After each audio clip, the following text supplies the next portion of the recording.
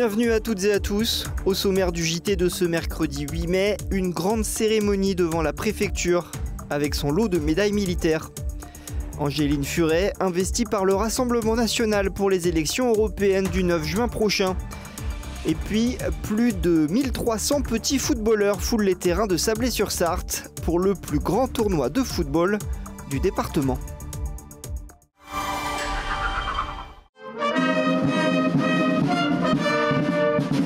Place Aristide Briand, la Marseillaise retentit à l'occasion de la cérémonie du 8 mai.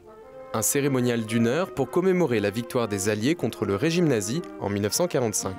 Lecture du poème Liberté de Paul Éluard par des élèves de l'école du Mans, ainsi qu'un message ministériel par le préfet. La victoire, si heureuse soit-elle, n'efface ni la guerre qui a eu lieu, ni ses ravages et ni ses morts. En ce 79e anniversaire, des remises de médailles sont décernées. 3 médailles militaires, une médaille de bronze pour acte de courage et de dévouement auprès du gendarme Mehdi Serin. Le 24 janvier, il sauve une femme in extremis de la noyade dans la Sarthe. J'ai pas cherché à comprendre, j'ai couru, j'ai sauté dans l'eau, j'ai récupéré la dame. Bon, elle se débattait parce qu'en fait elle voulait se suicider, donc elle, son but c'était de se noyer. Gratifié lors de cette cérémonie, le gendarme ne cache pas ses émotions. Ça fait toujours plaisir d'avoir une reconnaissance de la hiérarchie. Après, je m'attendais même pas à l'avoir parce qu'au final ça me paraissait normal ce que j'ai fait. Donc. Et le marsouin Pesse, un soldat à part entière, reçoit également une médaille nationale.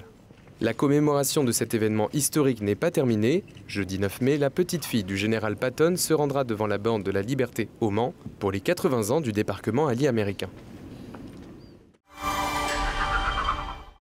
Lors de sa venue à le Rassemblement national investit officiellement sa candidate sartoise pour les élections européennes.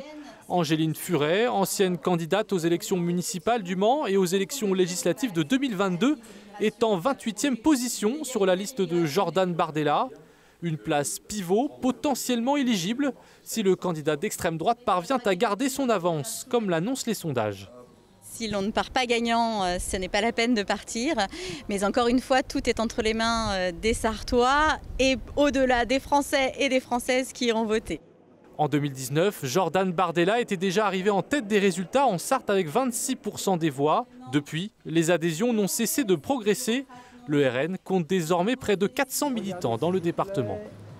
La Sarthe est la porte de l'Ouest, puisque l'Ouest historiquement a plutôt voté à gauche. Et donc tout l'enjeu est d'amener la Sarthe et après, dans notre sillage, l'Ouest, à voter pour le Rassemblement national et Jordan Bardella. Angéline Furet est la seule candidate RN des Pays de la Loire pour le moment. À un mois de l'élection, le parti compte gagner des voix en séduisant les abstentionnistes, une manne importante. Le parti n'exclut pas d'organiser des réunions publiques, en plus des traditionnels tractages.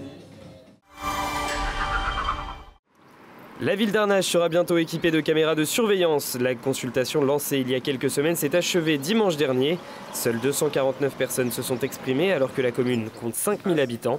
198 votes pour, 44 contre et 700 opinions. Le projet est donc adopté. C'était l'une des promesses de campagne de la majorité aux dernières municipales. Les 22 caméras de ce projet seront donc mises en place par le Mans Métropole. Une information pratique à l'occasion des 24 heures du Mans. Les 15 et 16 juin prochains, la région met en place un grand dispositif. Un billet live 24 heures du Mans à 5 € le trajet pour venir au Mans en train et utiliser le réseau C-Tram afin de se rendre au circuit. Des trains supplémentaires et puis des omnibus seront mis en place la nuit du 15 au 16 juin avec des départs pour Château-du-Loir, Tours, Angers et Laval aux alentours de 21 h et d'1 h du matin. Toutes les informations à retrouver sur le site ter.sncf.com/Pays de la Loire.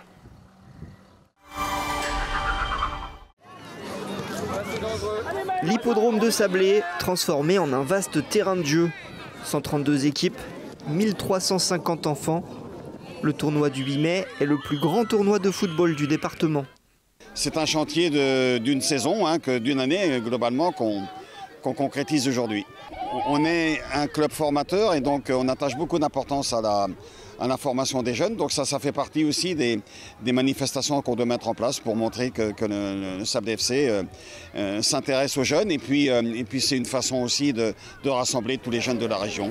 Les joueurs et les joueuses âgés de 7 à 13 ans se livrent une compétition sans merci. Plus de 500 matchs ont lieu dans la journée. Nous, ça nous permet surtout de faire jouer les enfants, d'essayer de retrouver des choses qu'on a travaillées durant la saison. Et c'est surtout eux qui prennent du plaisir et puis qui est quand même cette histoire de compétition, parce que le foot c'est avant tout une compétition, donc nous c'est pour ça qu'on fait des tournois, surtout pour le temps de jeu et le plaisir. On arrive à la fin de la saison et le rendez-vous est toujours très attendu des petits footballeurs. Ça m'apprend des choses un petit peu, avec des joueurs que je connais pas. Et du coup, j'aime bien. Il faut juste prendre du plaisir à en faire et c'est pas l'importance de gagner, c'est de s'amuser. S'amuser, mais aussi progresser, dans l'espoir un jour, peut-être, de rejoindre une grande équipe. C'est un retour pour la première fois depuis 2019. Le Critérium du Mans revient ce jeudi 9 mai. Sur un circuit de 2,2 km niché en plein centre-ville autour de la place des Jacobins, une soixantaine de coureurs s'affronteront pour la course élite à partir de 18 h. A noter que les U15, U17 et les féminines s'affronteront également sur ce parcours à partir de 16 h. Les cyclistes emprunteront le tunnel Wilbur Wright, l'avenue de Paderborn, la rue Henri de la Genière avant de longer la Sarthe sur le quai Louis Blanc et de revenir place des Jacobins. A noter que les routes seront donc fermées dans l'après-midi. Les lignes de bus 4, 7, 11, 12 et 20 seront impactées de 14 h à 20 h 30.